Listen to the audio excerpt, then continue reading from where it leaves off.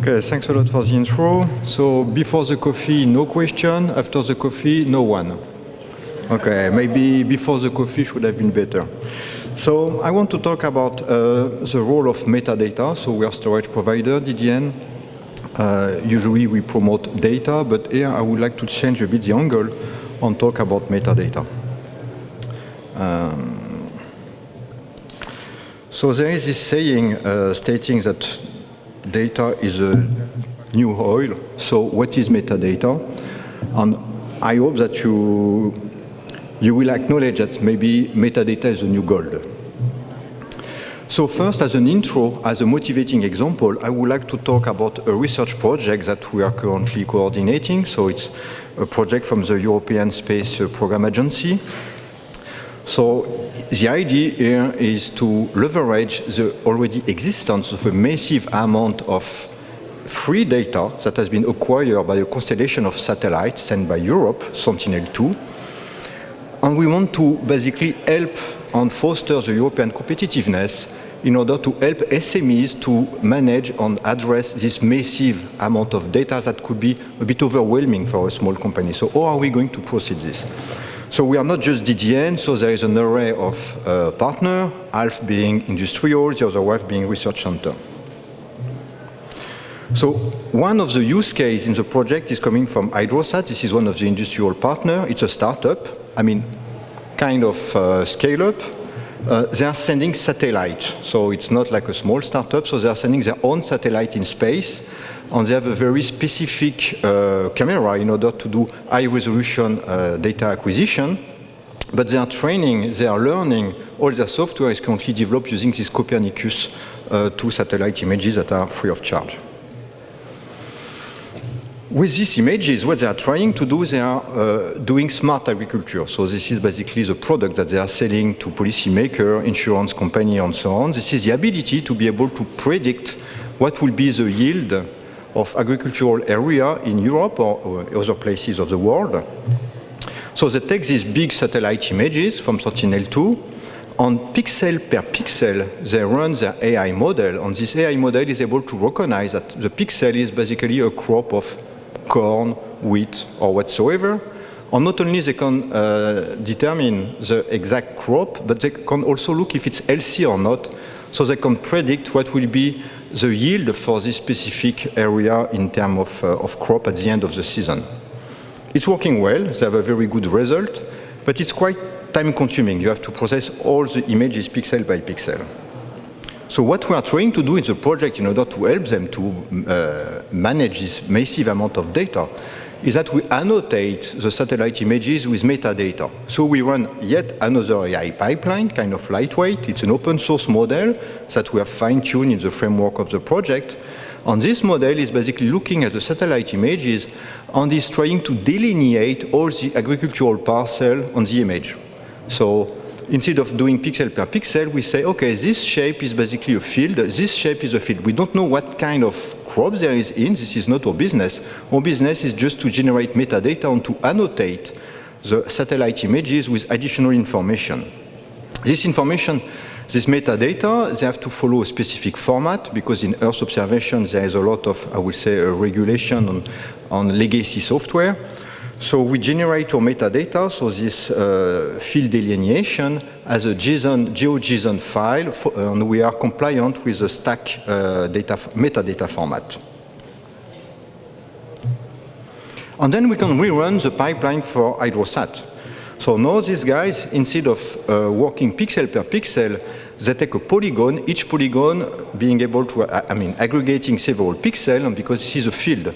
So they can assess that in the field, this is the same crop, and it allows them basically to do some kind of data curation because they're only going to look at the area where there is field, and they will not have to process the urban area, all of this on a per pixel basis. They will just skip this. So there is really a data curation process plus the ability to work at a larger granularity than a per pixel one.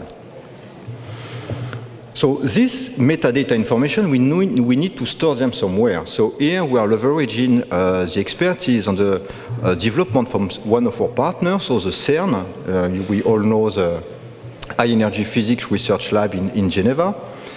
And these guys, they have developed their own database to handle scientific data, and we leverage this. We have modified Ruscio, so it can not only keep track of high-energy physics data, but also satellite images, and we can query Ruscio to ask questions such as, give me all the fields that are present in these specific satellite images. Now, Hydrosat runs its AI pipeline on a much larger granularity in, I will say, smaller part of the satellite images, thanks to the curation part, and they can get better result. When I mean better result, I mean the results are quite dramatic. So the inference, so the ability to say, oh, this area is going to deliver this amount of tons of wheat, inference is now running 400 times faster. So it's not about adding more storage. It's about really helping the application to address in a more meaningful way the data and to get to the information layer, not to the data layer. So not only we can infer 400 times faster, but we can do this also with a limited volume of memory. So we don't need as much memory as before. And sadly, because I'm a storage provider, we need less storage to store the temporary result. So overall, we have, since their business is about generating inference, we have improved their business by a factor of 400. Okay, so what do we do out of this research project? So our job as industrial is to deliver industrial-grade solution. So here come our metadata-centric platform named Infinia. So this is a new breed of product from DDN, where we try not only to deliver the highest possible performance, but also a level of features of understanding of the data that is slightly superior to traditional system. So empowering metadata, that's my transition slide. So Infinia has been designed and developed quite recently. It's a software-defined solution in the sense that it's not hardware-based. Of course, we need to run on hardware, but all the intelligence of the system is in the software. For instance, depending on the I/O, the software is able to say, okay, you are a small I/O, you go to this specific lane. You are a bulk I/O, you go to this other lane. So to try to decompose the I/O, the data traffic between latency and bandwidth. And metadata is a small I/O problem. So it means that by doing this segmentation between the two lanes, we can deliver much higher metadata traffic than traditional system. I have a couple of, I will say, a bit technical slides. So we are a software-defined product, so it means that we need to adapt to whatever hardware system we will run on. So the way that we have implemented this in DDN is that we are not thinking about appliance or server level, we are looking only at a single device, NVMe. So for every NVMe, we have a small storage server. So if I have 12 drives in my appliance, I will have 12 storage servers. If I have 24, I will put 24 storage server, software storage level. So it's a way for us to be hardware agnostic, so we can port our solution to various hardware platforms. To push this a bit further, so in the appliance, we may have different grade of CPU, different grade of NVMe. So we have a way to balance the amount of computation needed in order to run this small storage software server and to feed correctly, properly the NVMe device. So it's based on piecemealing actually a number of core to handle every NVMe. So it's a way for us to adapt our solution to various hardware providers.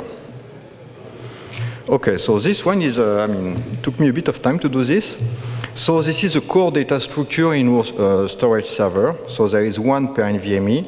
It's a B epsilon 3. We are supposed to be a scientific audience, so we can't go to this detail. So B epsilon 3 is not like a traditional B tree.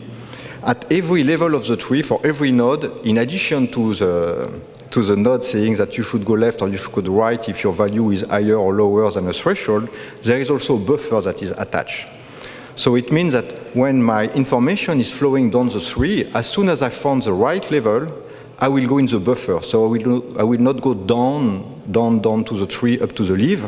I have the opportunity to store data at a much higher level in the tree. So it's a way for us to capture the temporal locality. So if I'm making a lot of I/O on the same object, they will end up at the same level in the tree. For large objects, they will be stored on the NVMe, and I will just store a pointer to them in my node. So it means that for metadata that used to be small information, the metadata, they will be kept directly in the tree. So the key is basically the identifier of the object, and the value will be the metadata itself. So it's a very good way to have high metadata performance and small I/O performance as well. The key in our key value store, the key is not just a blind unique identifier, there is some semantic in the tree. So part of the key is made by concatenating some values that has a meaning, and then we generate a universal identifier. And the meaning is basically the tenant ID. So if I have multiple tenants, they will all share the same beginning of the tree, of the key, pardon me. And then we concatenate the dataset ID, and then the object ID, and so on, up to the unique identifier of the transaction. So it means that, for instance, all the information, all the I/O and metadata related to a specific object, they will end up in the same part of the tree. So here on the bottom left or right, depending, okay, bottom left for you. So if I want to access information related to this object, everything will be local in this subpart of the tree. So I don't need to parse all the tree again and again. Everything is kind of localized. So it's also a convenient way to accelerate manipulation of data and metadata, because again, my metadata are directly available at the node level. I can push a bit further. So for the one who are, I will say, used to database, one of the first things that you do to accelerate processing in a database is to generate indexes. So you say, oh, I want to generate an index. So for us, an index will be some kind of a virtual directory, where the directory, the object, will basically contain a set of pointers to all my interesting nodes in my tree. Then I will be able to make some very high-level queries, such as, please, Mr. Infinia, give me all the crop where the produce is corn or wheat. I will be able to find this just passing a single data structure, this virtual directory. So it's really playing the role of an index, and it's a massive accelerator. Okay, so I spent a bit of slide talking about the beauty of my data on metadata plane. Maybe this is not really what people care about. The idea is really to accelerate and to augment the business outcome. So on the top of this B-epsilon tree on data and metadata management, because we have built this, then we can ask high-level query. So I can run SQL query and say, please, Mr. Infinia, give me all the satellite images of this specific area of interest. I will be able to find this in a snap. But I can be, of course, much more aggressive and say, give me all the satellite images in this specific area of interest where there is this percentage of agricultural parcel, and this parcels they are containing crop or wheat.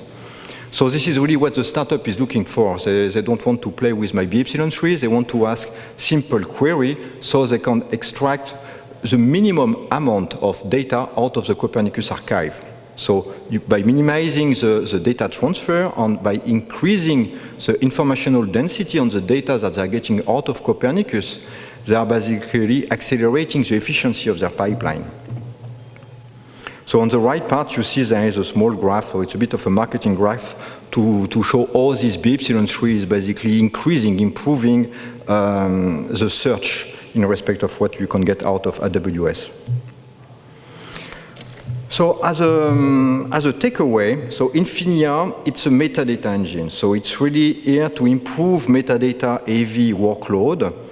We have shown in a research project that you can get a 2 order of magnitude improvement. So it's not just about stacking more flash and adding more network link. It's also about being more granular in the way that you access the data. In the research project, we use Ruscio. So it's like an external component Here, it's now integrated within Infinia because we have this built-in search engine, so we don't need to have an external database.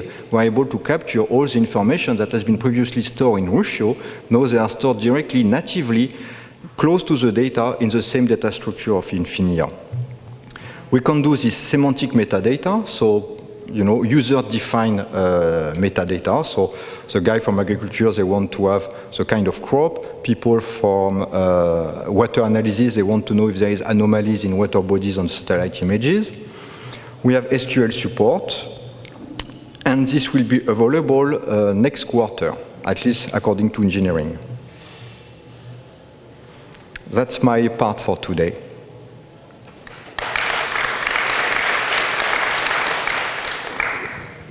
Any questions for John Thomas? Okay. There is no coffee afterwards, so you can ask questions. Thanks for the presentation. I have a question because I'm afraid I didn't completely understand what the product actually is. Can I just hand wave and say that the product is basically some hierarchical data format with a database on top? Because it sounds very much like some HDF5 or ZAR with a query engine on top. And, yes. I have a connected question to the 416%. Sorry if, no problem. As a physicist, I have an imprinting of try to estimate things. And isn't that 416% just that instead of doing pixel level inference, now you have inference on the single parcel that have a typical linear size of 20, and so you're just cutting by... Exactly. Okay. This is completely dependent on the nature of the satellite images. For example, if you go to India, the parcels, they tend to be smaller, so your acceleration factor will be smaller. These results they were generating for European satellite images. If we go to the US, we will be able to showcase, I would say, an additional acceleration factor of 10. So of course, it's completely use case dependent. So yes, this is only because instead of doing pixel by pixel, they are able to address at a higher level in the semantic.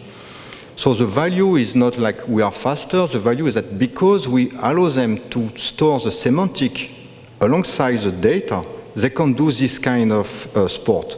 Otherwise, they have to play with two different data sources to do some kind of data merging, and for this startup, it's too complicated, it's too time-consuming. They prefer to pay to go and to have like the expensive, brutal force, or to have an easy, smart solution. So the big difference for us here is that with this factor of acceleration, now they can do like laptop data science, while before they were able, they had to connect basically to the supercomputer. In this case, it was Meluxina in Luxembourg. So it's not just going faster; it's also changing a bit for them the way that they are working, in the sense that it's a bit more operationally efficient, I would say. In respect of HDF5 on ZAR, so. Right, HDF5 is exactly this. So this is metadata alongside the data, but it's on a per file basis. So HDF5 is great, but you need to have all the tools and so on. And if you have another file that is not HDF5, then you're stuck.